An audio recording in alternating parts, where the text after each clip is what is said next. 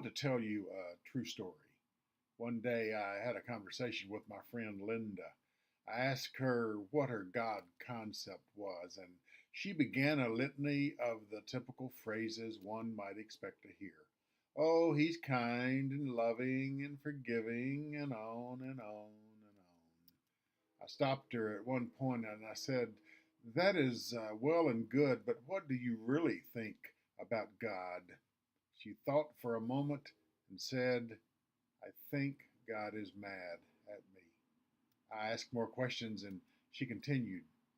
Once, when Jen, my daughter, was 5, I was boiling some water on the stove and she went over to the pot when I wasn't looking and reached for it and poured the water on her head. God must hate me to let something like that happen. How was I to respond to that? Of course, Linda could have been more alert. She could have turned the handle toward the back of the stove, but she didn't. The curiosity of her 5-year-old ruled the day, and this horrible incident happened. Linda's daughter survived this incident and is now a grown woman. I suppose I could think God hates me because I gained 10 pounds after eating a box of Snickers candy bars. I could, but really? Sometimes if we get too close to the flame, we get burned. But God doesn't push us into the flame, you see. I think the finest example of how God views us is told in the parable of the prodigal son.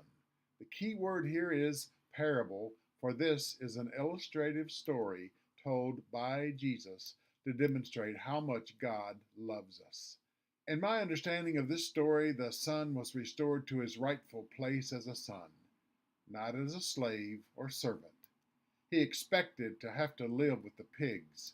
He was invited back into the palace. What he got was restoration. He was given the best robe, a special ring, new sandals, and a banquet with the best food, the best drink, and great merriment. Read the full story in Luke 15:11 through 23. The words the son heard were the same words God offers to each of us. Welcome home, my son, my daughter. Come on up to the big house where you belong.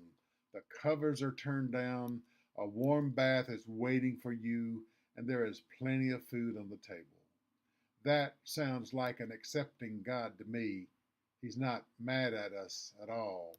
He's offering love and a place at the table. We are often compared to sheep in the scriptures. Sheep are not the brightest animals alive. I saw this for myself once. A stick was placed in front of the lead sheep, and she jumped over it, as did the next 5 sheep. I removed the stick, and the rest of the flock jumped at exactly the same spot, even though the stick wasn't there. And yet, God loves us. Psalm 23 is a great example of God's thoughts toward us in comparison to sheep. Hold these thoughts close to your heart. God is love. God is grace. God is forgiveness. Is God mad at us? Not even a little bit. That is one of the most encouraging thoughts one could hear. We are loved. We are accepted. We are cherished. God the Father is very fond of us. Thanks be to God.